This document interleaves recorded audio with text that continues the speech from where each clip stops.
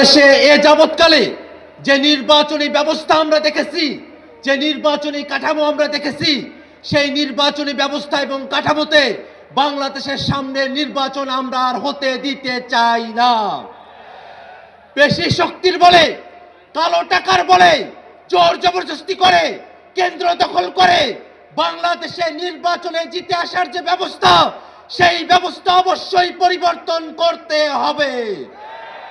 হাজার মানুষের জীবনের ভিতর দিয়ে যে নতুন বাংলাদেশ আমরা পেয়েছি, সেই বাংলাদেশকে আমরা আর কখনোই ব্যর্থতায় পর্যবসিত হতে দেব না।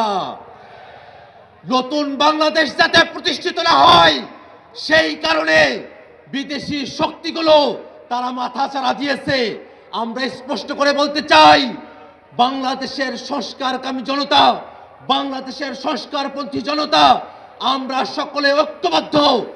বিদেশি হোক, দেশি হোক, কোনো শক্তি বাংলাদেশের সংস্কারের আন্দোলনকে দাবায়ে রাখতে পারবে না।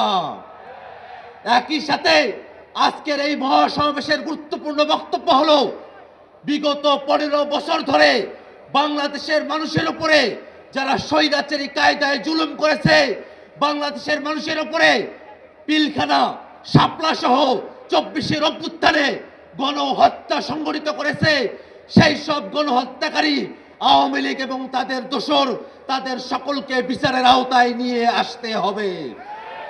সম্মানিত উপস্থিতি, বাংলাদেশের সংস্কার এবং বিচারের মধ্য দিয়ে নতুন বাংলাদেশ প্রতিষ্ঠিত হবে।